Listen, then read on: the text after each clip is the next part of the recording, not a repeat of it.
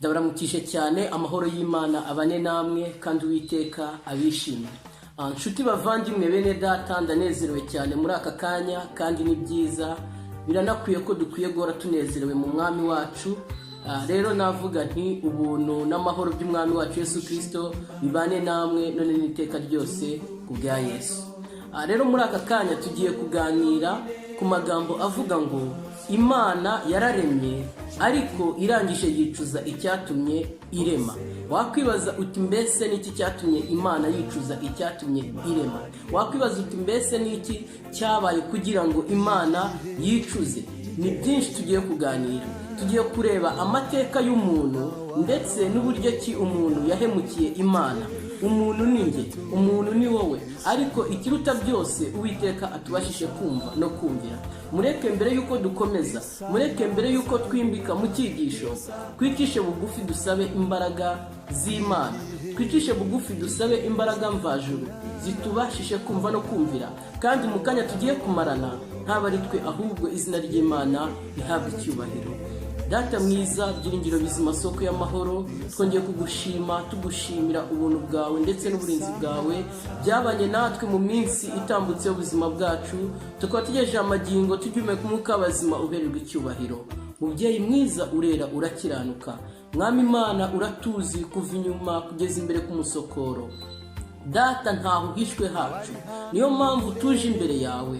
Data tuzanye uyu mubiri w'inyama n'amaraso, turi abanyabyaha, ariko Data turakwinginze ngo utubabare ibicumuro byacu byose twacume mu minsi yo kubaho kwacu.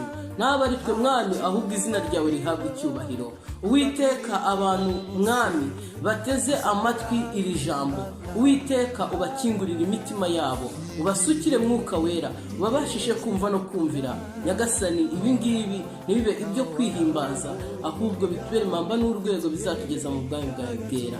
Tukweretse imfubyi, abapfakazi ndetse n'abandi bose badafite uko bigira. Hari abakire, hari abakene, Mwami Imana, hari abaswa, hari n'abanyabwenge. Abo bose reka bateranirizwe imbere yawe, nawe ikirutaho Mwami uzaduhe imbaraga zo kubasha kunesha icyaha.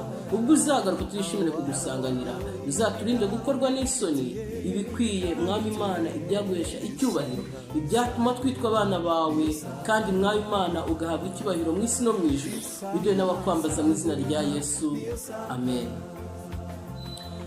Rero bavandimwe, nshuti, turakomeza tuganira ku magambo avuga ngo Imana yararemye ariko imaze kurema yicuza icyatumye irema.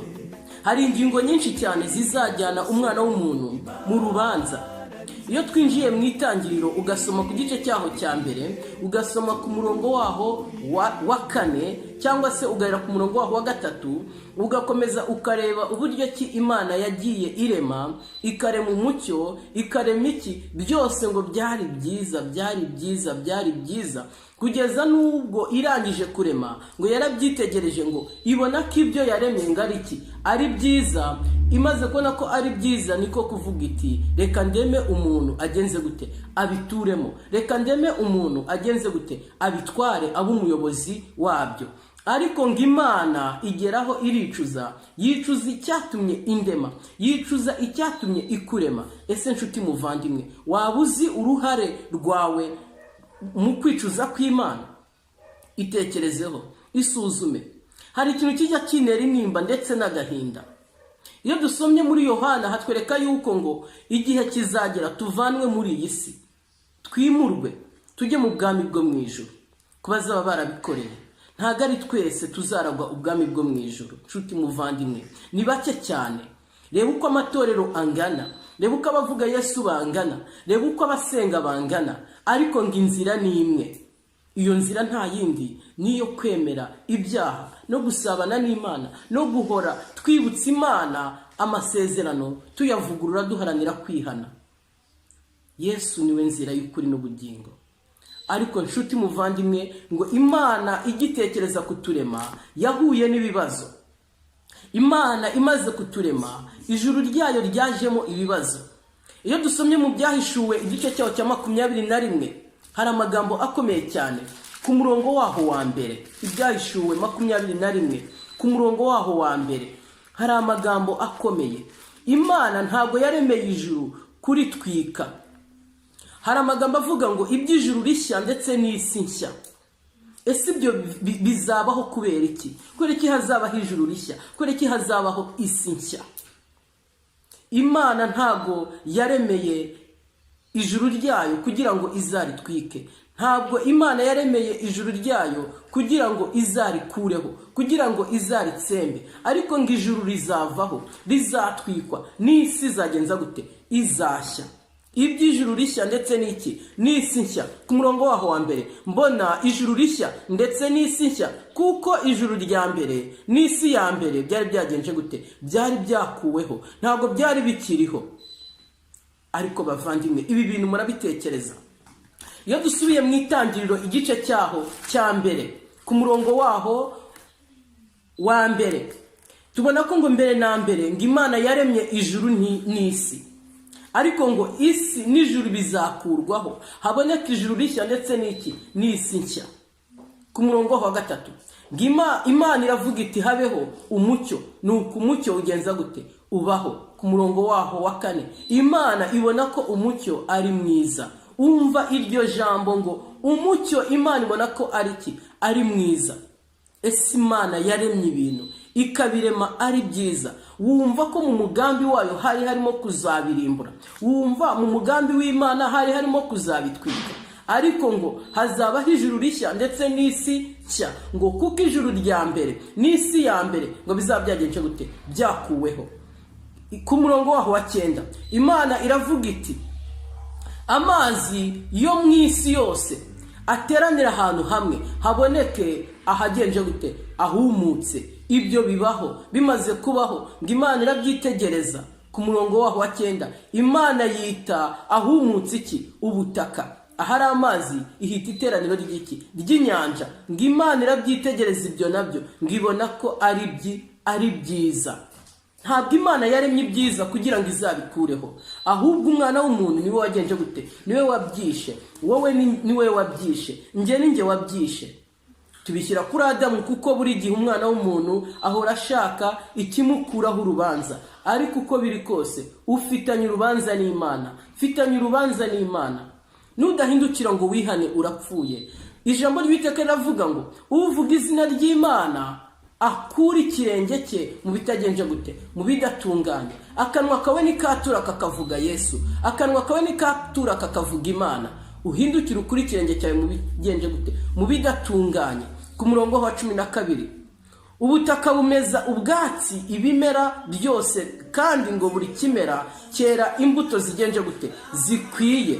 Nshuti bavandimwe, ibintu tubona muri ubu buzima, ibyo tubona muri iyi si byose uko biri kose ntago ariko byari biri. Ntago byari biri mu mugambi w'Imana. Ntago Imana yabiremye muri ubu buryo tubona. Imana ntago yari ifite umugambi wo kurema amahwa. Imana ntago yari ifite umugambi wo kurema ibitovu. Imana ntago yari ifite umugambi wo kurema ibintu byose tubona muri iyi si byahindutse.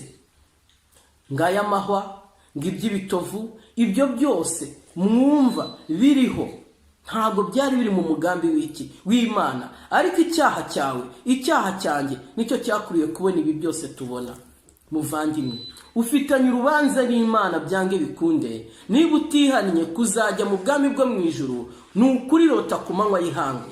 Ndagira ngo ubwize ukuri ko nta munyabyaha uruta undi. Umudivantiste n'umukatolike ni bamwe. Umukatolike n'umwadeperi ni bamwe. Umwadeperi n'umutemwe Jehova ni bamwe. Umutemwe Jehova n'umwangirikani ni bamwe. Umwangirikani ndetse n'umunayeloti ni bamwe. Umunayeloti ndetse n'undi wese ni bamwe. Nta munyabyaha ugenje gute? Uruta undi. Twabaye abanyamadini, twirirwa dupfa ibyo tudakwiye gupfa. Nshuti muvandimwe, mwene data, hindukira. Igikwiye saho usengera. Igikenewe ntabwo ari inshuro usenga, igikenewe ni wowe. Ijambo ry'Uwiteka ritwereka yuko ngo twahamagariwe kuba insengero z'Uwiteka. Bavandimwe, ese Imana iramutse idohoye uyu munsi wa none igatanga impuhwe, ikavuga iti ngaho nimwinjire mu bwami bwo mu ijuru, mwabanyamadini mwe, ntago ijuru twarirwaniramo? Ariko ntago ariko bimeze. Ntago hazigera habaho promosiyo kubera yuko ngo wagenje gute? Wasenze inshuro nyinshi. kwihana ibyaha no kureka nibyo byonyine byakubashisha kugera ku bwami bwo mu ijuru, nibyo byonyine byakubashisha kwicarana n'uwera kuri ya ntebe. Nshuti muvandimwe, isuzume, itekerezeho, urebe ibyo ukora, urebe uburyo ki ubikoramo, urebe uko ubanye n'abantu, urebe uko ubanye n'inshuti zawe.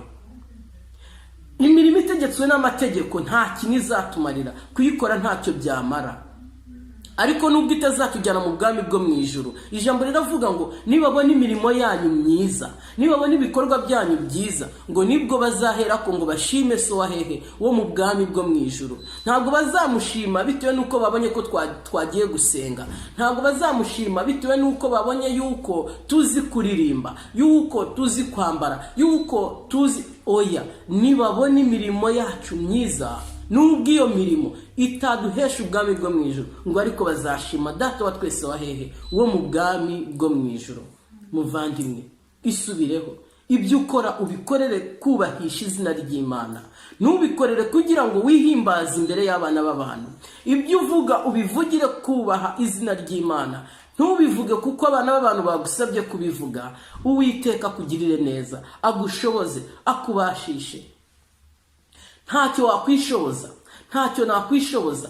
Hatari Yesu Kristo ntibishoboka, ariko hari Yesu Kristo byose biba amahoro. Nshuti muvandimwe, Sawuli ataravirwa n'umucyo w'ubwami, atararasirwa n'izuba ryo gukiranuka, ngo Sawuli ngo yajyaga arenganya ubwoko bw'Imana, yajyaga butoteza, yajyaga bukandamiza, ariko Uwiteka amugiriye neza arahinduka. Icyama nawe uyu munsi wa none Yesu akakugirira neza, akakwambika imbaraga, akaguha kumenya ukuri nk'uko Pawulo yakumenye, nk'uko Sawuli yakumenye, akaba umukristo. Izina ry'Imana rihabwa icyubahiro. Uwiteka agukomeze, Uwiteka akugirire neza.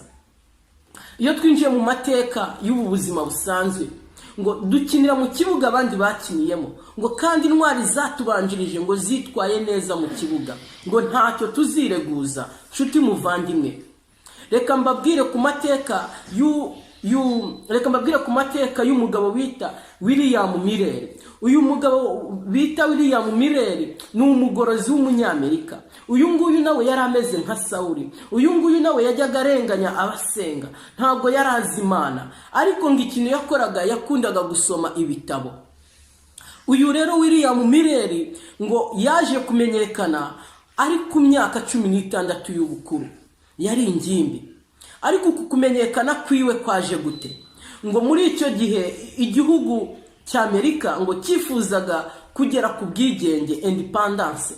Ngo noneho ngo gitanga amahirwe ku bene gihugu bose.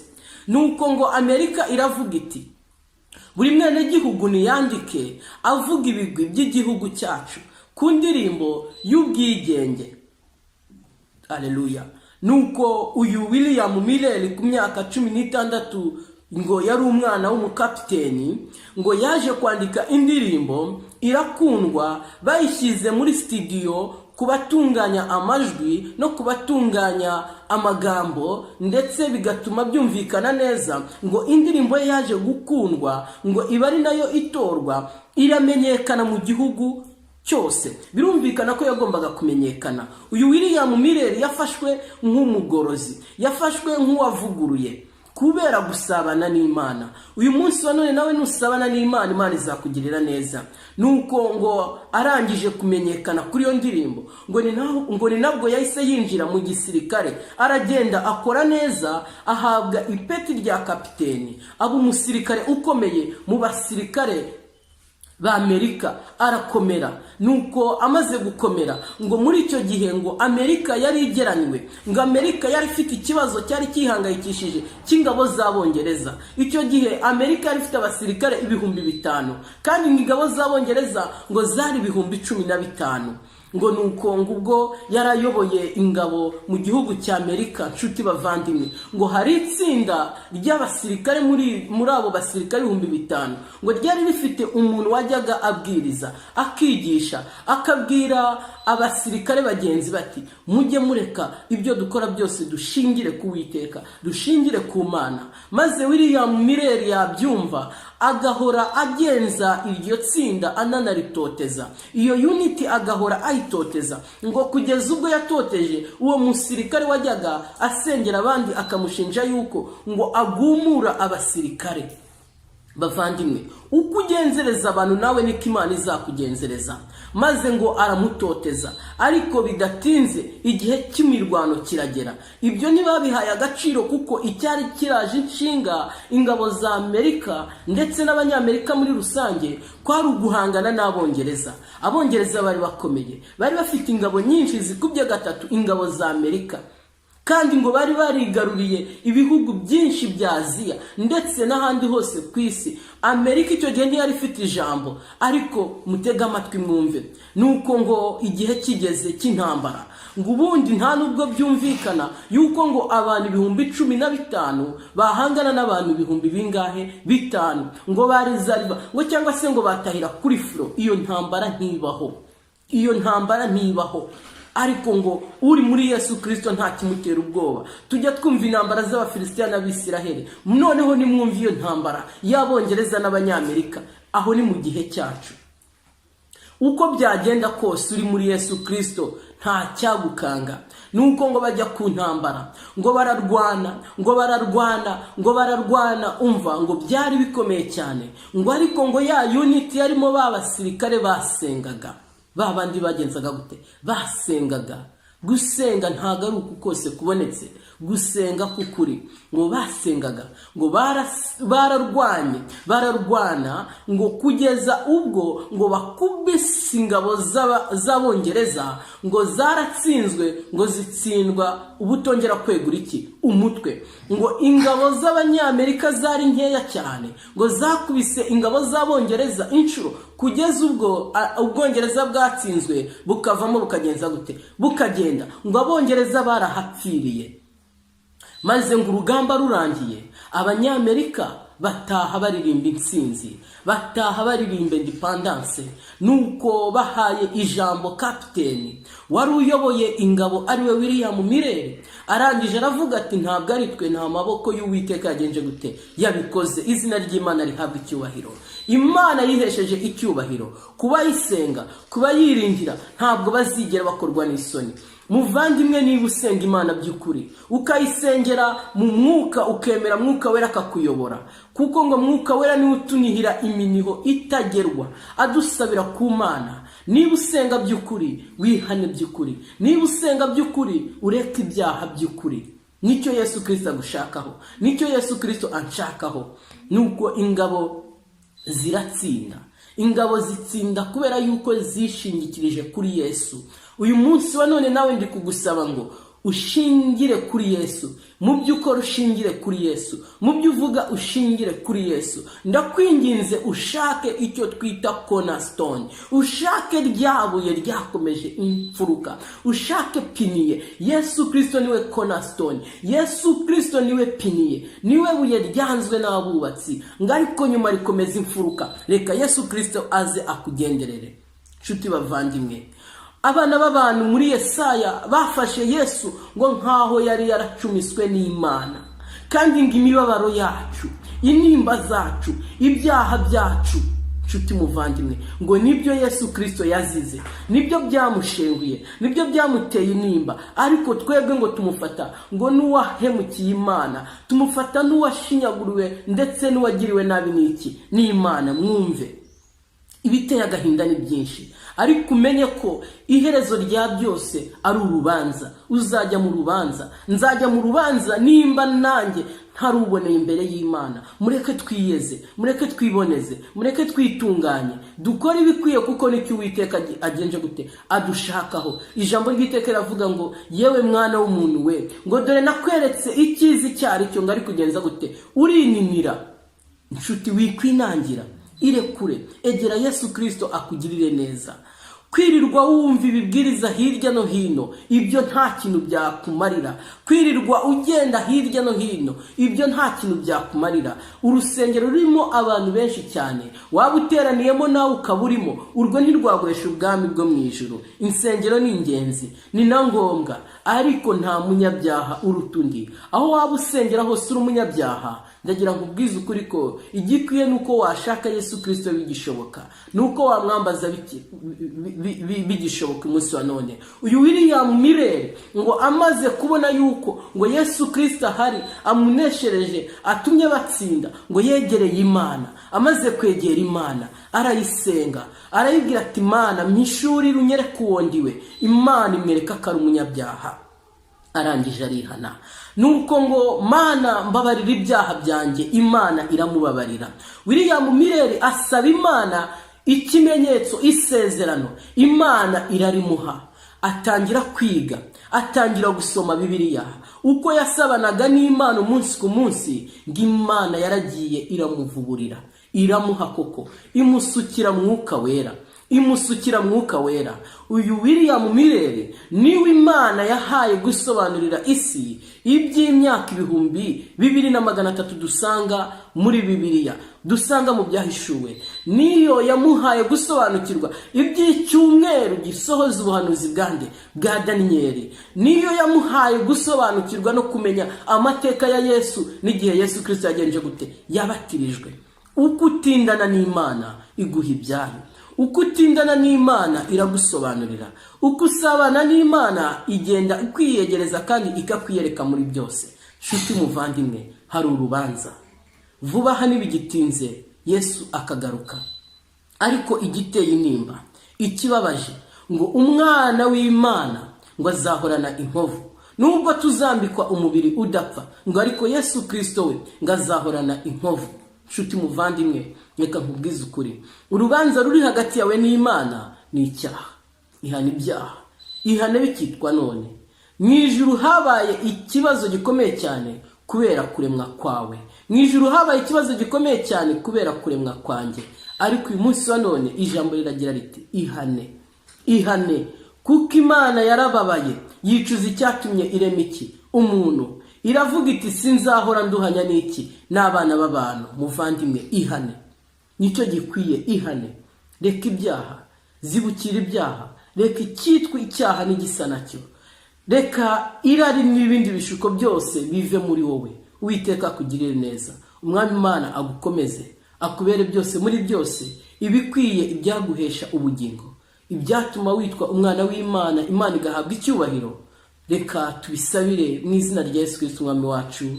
Amen.